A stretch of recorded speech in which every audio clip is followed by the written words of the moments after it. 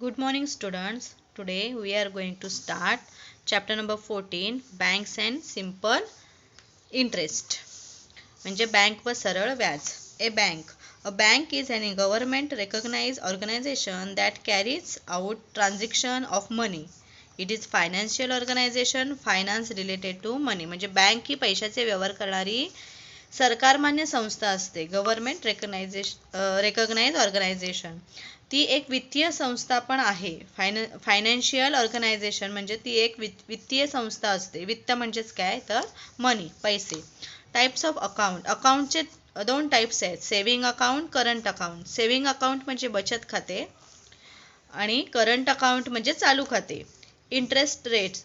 Interest म्हणजे काय व्याज. Interest is paid by the bank on the deposit by account holders. Interest is charge on loans lend by banks. म्हणजे आपण जे व्याज इंटरेस्ट म्हणजे व्याजाचा दर वगैरे हे सर्व आपल्याला कुठे व्यवहार आपला असतो तो बँकेमध्ये. अकाउंट होल्डर जो असेल त्याच्यामध्ये हा व्यवहार असतो. Amount is equal to principal plus interest. F D म्हणजे काय फिक्स डिपॉझिट. आर डी म्हणजे रिक्युरिंग डिपॉझिट. अँड PCPA म्हणजे काय per cent per annum. Percent per annum म्हणजेच काय दर साल दर शेकडा. हे आपण अगोदरच्या व्हिडिओजमध्ये बघितलेलं आहे. Financial transition. आता आपण ट्रान्झिशनबद्दल ह्याच्या अगोदर मी तुम्हाला सांगितलं होतं की आर्थिक व्यवहार आपण म्हणजे बँक आहे ती कुणाकुणाशी करते तर ट्रेडर्स, बिझनेसमॅन म्हणजे व्यापारी असतील, इंडस्ट्रियलिस्ट और प्रोफेशनल्स म्हणजे काय उद्योजक किंवा व्यावसायिक असतील, वुमन्स सेव्हिंग ग्रुप्स म्हणजे महिलांचा एक बचत गट असतो त्यांचा सुद्धा व्यवहार आर्थिक व्यवहार कुणाशी असतो बँकेजवळ असतो. फार्मर शेतकरी आहेत अँड स्टुडंट्स विद्यार्थी. हे आपण अगोदर शिकलेलो आहोत की बँकेचे फायनान्शियल ट्रान्झिशन आपण ह्या आर्थिक व्यवहार जे आहेत ते याच्यासोबत आपण केलेले आहेत. तर आपण त्याच्यावरून आता आपण प्रॅक्टिस सेट सॉल्व करूया. PCPA म्हणजेच काय पर सेंट पर ॲनम दर साल दर शेकडा. पिरियड म्हणजेच मुदत. इंटरेस्ट म्हणजे व्याज आणि रेट ऑफ इंटरेस्ट म्हणजे व्याजाचा दर. प्रिन्सिपल म्हणजे काय मुद्दल. टाईम म्हणजे वेळ. FD म्हणजे फिक्स डिपॉझिट म्हणजे मुदत बंद ठेव. आणि RD म्हणजे रिक्युरिंग डिपॉझिट म्हणजे आवर्ती ठेव.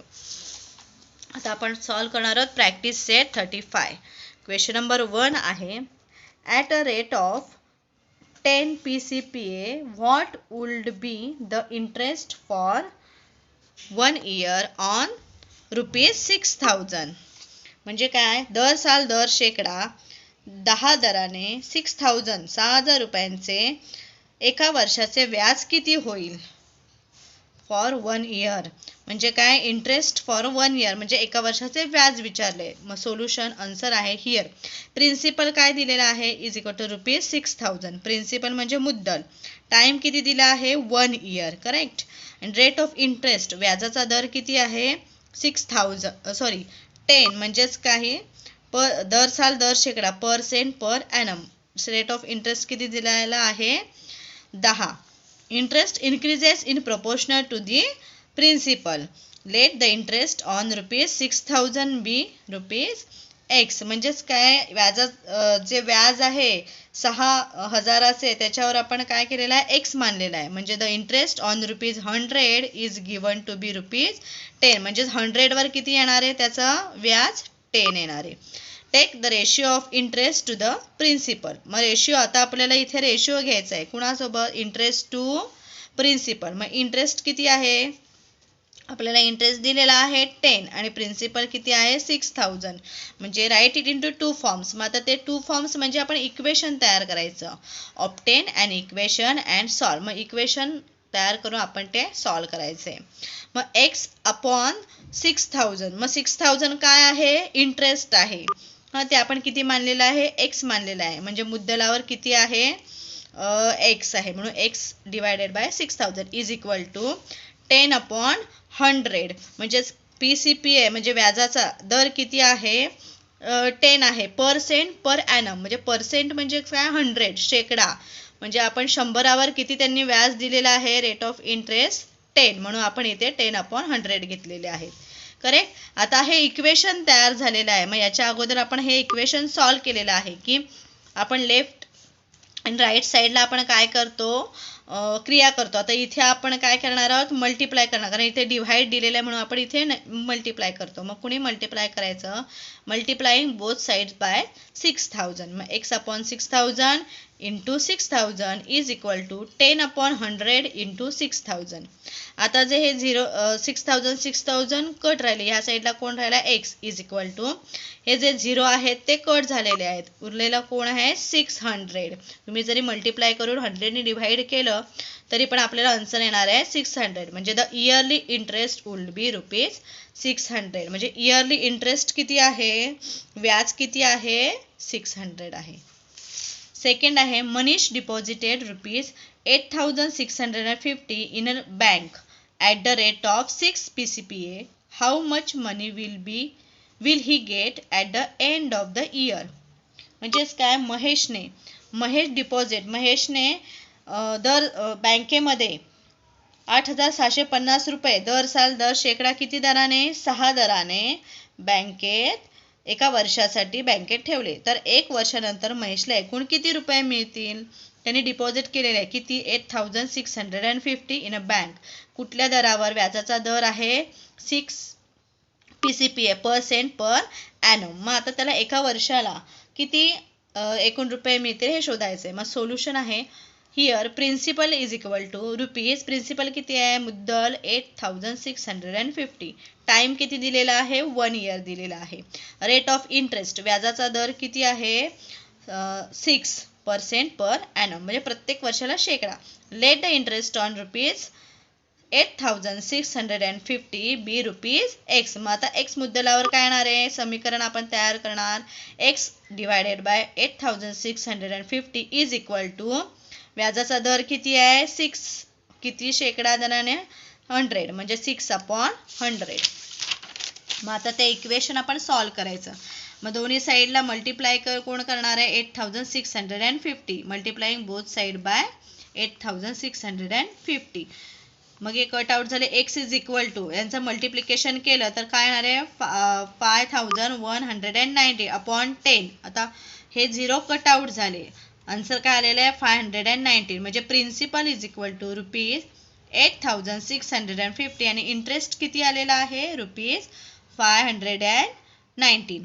मग आता amount is equal to principal plus interest. आता त्यांनी अमाऊंट विचारलेला आहे की महेशला एका वर्षासाठी किती मिळेल, किती एकूण पैसे मिळतील, म्हणून प्रिन्सिपल प्लस इंटरेस्ट. प्रिन्सिपल किती दिलेलं आहे, मुद्दल 8,650 आणि आता दर किती आला आहे, व्याज किती आलेला आहे 590. मग आपण त्याची ॲडिशन केल्यावर रुपीज किती येणार आहेत, 9,169. म्हणजेच Mahesh will get rupees 9,169 at the end of the year. म्हणजे एकूण वर्षाला त्याला किती पैसे मिळतील, तर 9,169. थर्ड आहे, अहमद चाचा borrow ₹25,000 at 12 PCPA for 1 year. What amount will he have to return to the bank at the end of the year? म्हणजे अहमद चाचांनी बँकेकडून 25,000 रुपयाचे कर्ज घेतले. किती दराने, व्याजाचा दर किती होता, 12 म्हणजे 12% होता. मग त्याला एका वर्षानंतर त्यांना बँकेस किती रुपये परत करावे लागतील, म्हणजे रिटर्न करायचे आहेत. सोल्युशन आहे, हिअर प्रिन्सिपल मुद्दल किती आहे 25,000, टाइम दिलेला आहे 1 इयर आणि रेट ऑफ इंटरेस्ट व्याजाचा दर आहे 12%, म्हणजेच PCPA % per annum. Late the interest, आता नेहमी आपण काय करू, इंटरेस्ट ऑन रुपी मुद्दलावर किती घ्यायचे आहेत, एक्स द्यायचे आहेत. म्हणजे 25,000 be rupees x, interest on rupees 25,000 be x. मग आपण इक्वेशन तयार केलं, x upon 25,000 is equal to व्याजाचा दर आहे 12 शेकडा दराने, x upon 25,000 multiply by 25,000 is equal to 12 upon 100 into 25,000. मग आता हे 0 कट आउट गेले, 12 into 250, therefore x is equal to 12 into 250, therefore x is equal to यांची मल्टिप्लिकेशन केल्यावर किती आन्सर आलेला आहे, 3,000 आलेला आहे. म्हणजे आपल्याला हे इंटरेस्ट मिळालेला आहे 3,000, व्याज मिळालं 3,000. मग principal is equal to rupees 25,000, interest आहे 3,000. मग अमाऊंट एका वर्षासाठी त्यांना किती बँकेत रुपये परत करावे लागतील, तर प्रिन्सिपल प्लस इंटरेस्ट, आन्सर आलेला आहे 28,000.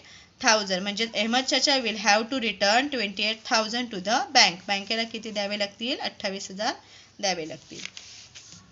क्वेश्चन नंबर 4 आहे Kisanrao wanted to make a pond in his field. The borrow rupees 35,250 at 6 PCPA म्हणजे 6% फ्रॉम अ बँक.